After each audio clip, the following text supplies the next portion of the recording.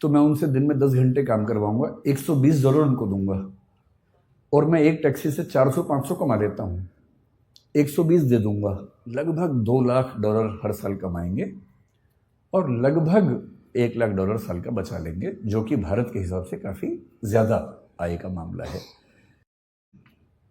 मैं एक एग्जाम्पल देके बात करता हूँ। मुझे एग्जाम्पल देने की बहुत बीमारी है, उसी से बात समझाना आसान भी लगता है मुझे। मैं अभी करीब 12-13 दिन अमेरिका में रहा। मैं 5 विश्वविद्यालयों में गया सिर्फ उनका सिस्टम समझने के लिए। उनमें से 2 में मुझे निमंत्रण था, 3 में मैं बिना बुलाए पहुंच गया कि मैं देखना चाहता हूँ कि कैसे आप लोग काम करते हैं। तो वहाँ के कुछ स्टूडेंट्स, कुछ प्रोफेसर से परिचय था, तो उनके साथ मैंने पूरा विश्वविद्यालय देखा, समझा, कुछ बच्चों से मिला, उनके सपने पूछे, उनके पढ़ने का तरीका पूछा, प्रोफेसर से पढ़ाने का तरीका पूछा। पर्पज़ ये था कि कल को अगर मैं कोई विश्वविद्यालय शुरू करूं, जो कि मेरा एक सपना है, तो मेरे पास एक टेम्पलेट हो या कई टेम्पलेट्स हों कि एक अच्छा विश्वविद्यालय कैसा होता है और बच्चों की पूरी ग्रूमिंग का तरीका क्या होना चाहिए।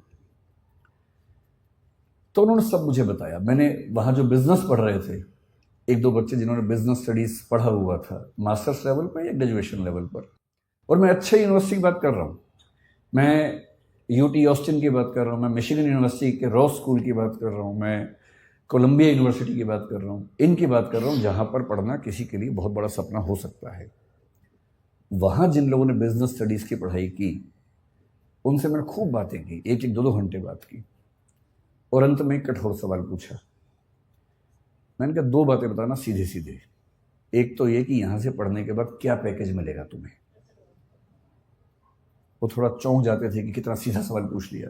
मैंने कहा इसीलिए पूछ रहा हूँ कि मुझे पता तो हो कि यहाँ आप आए तो उसका फ़ायदा है कि नहीं है। तो उनमें से कुछ ने, मैं स्पेसिफिक नहीं होऊंगा क्योंकि उनकी प्राइवेसी का मामला भी है, 1-2 लोग जो मास्टर्स में काफ़ी अच्छे लेवल पर थे, पूरी स्कॉलरशिप पर गए हुए थे, उन्होंने बताया कि सर हमने जो यहाँ खर्च किया है, मतलब जो बिना फेलोशिप वाले लोग खर्च करते हैं, वो करीब भारतीय करेंसी में 1.5 से 2 करोड़ रुपए के बीच का खर्चा हो जाता है 2 साल की पढ़ाई करने का। स्कॉलरशिप है तो अलग बात है, नहीं तो इतना खर्चा हो जाता है।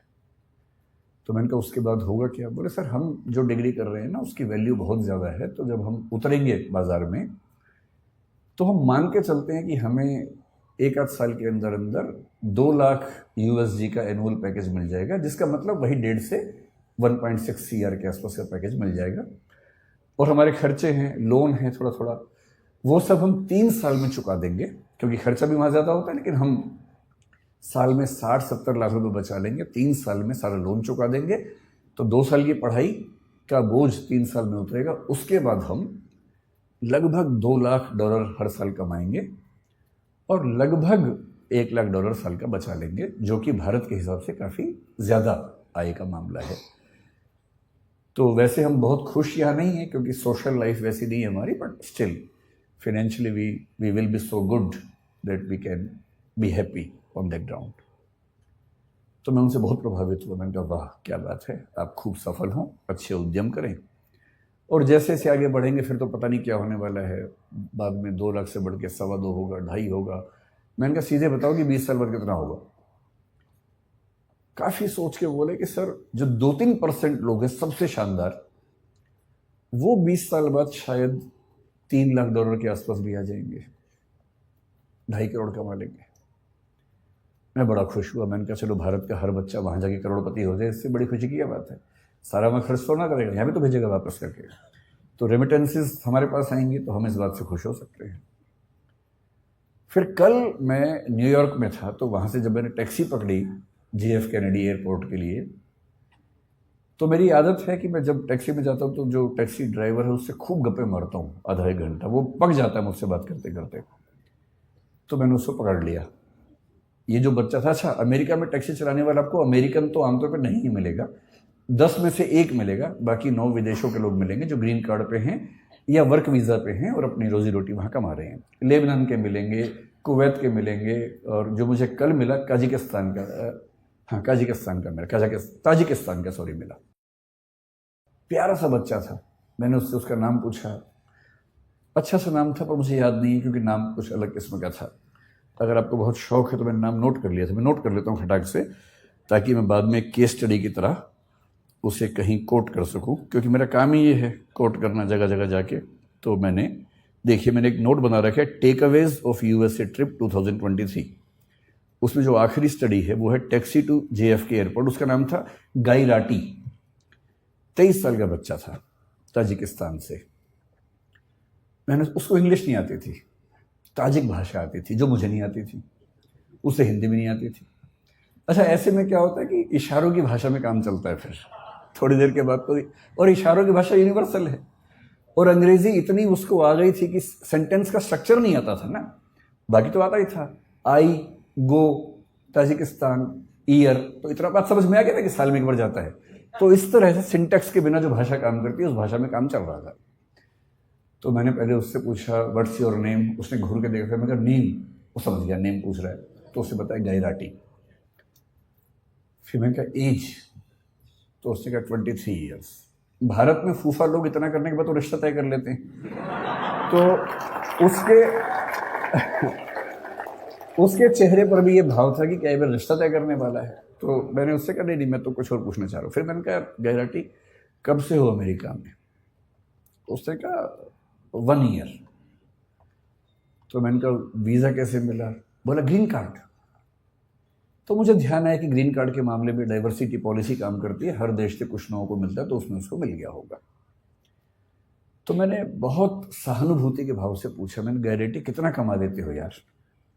मुझे लगा बोलेगा बहुत कम कमाता हूँ, इस भाव से थोड़ी सी टिप मिल जाए अंत में, और मैं उसको बहुत खुश होकर $10 की टिप दूंगा और एहसान कर दूंगा अंत में, मुझे भी खुशी हो जाएगी। तो उसने कहा कि ऑलमोस्ट $400 to $500 एवरी डे। अच्छा, भारत का आदमी सीधे 80 से गुणा करता है वहां जाके, जो भी फिगर सुनता है खटाक से गुणा करता है। मैं घबरा गया, भाई ये तो बहुत ज़्यादा कमा लेता है, इसका मतलब तो बहुत ही ज़्यादा कमा लेता है। मैंने कहा अच्छा। फिर मैंने कहा how many days in a week you work? क्योंकि वहां सब 5 दिन काम करे, 2 दिन मस्ती करते हैं। बोले ऑल 7 डेज, क्योंकि मस्ती तो वहाँ के लोग करते हैं ना, बाहर से जाते हैं वो तो भविष्य में मस्ती करने के मूड में होते हैं, अभी मेहनत करते हैं। फिर वो समझ गया कि मेरी इनकम काउंट करना चाह रहा है, तो उसने खुद ही बोला on average I earn $12,000 to $14,000 per month. फिर मैंने 80 से गुणा कर दिया खटाक से, तो मैं समझ गया कि ये महीने के 10 से 12 लाख कमा लेता है। तो मैंने उससे फिर पूछा दिस इज योर रेवेन्यू और दिस इज योर सेविंग? भाई आप तो कॉमर्स के लोग जानते हैं, रेवेन्यू अलग है, सेविंग अलग है। नेट इनकम है कि ग्रॉस इनकम है, उसी में सारा खेल हो जाता है। और वैल्यूएशन की दुनिया इसी खेल पे चल रही है कि कुछ का कुछ बोल के वैल्यूएशन करवा लेना है। तो उसने कहा दिस इज माई सेविंग।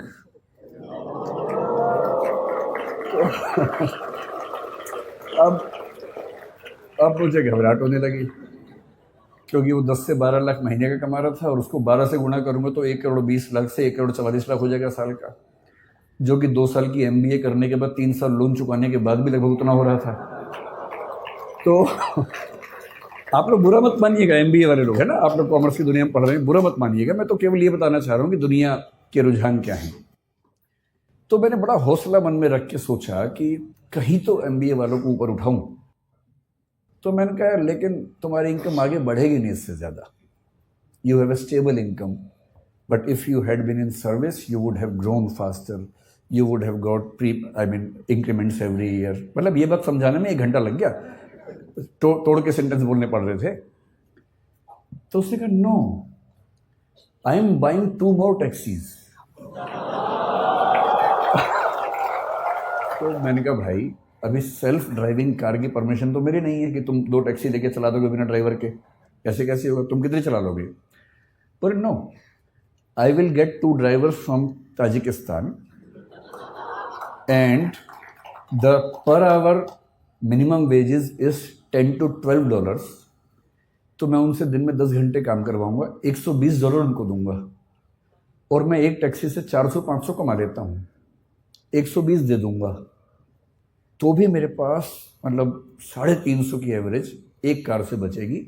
2 से 700, 7 दिन चलाएंगे, तो मोटा मोटा मान के चलिए कि मामला बड़ा रिस्की हो जाएगा। तो फिर मैंने टिप दी नहीं उसको।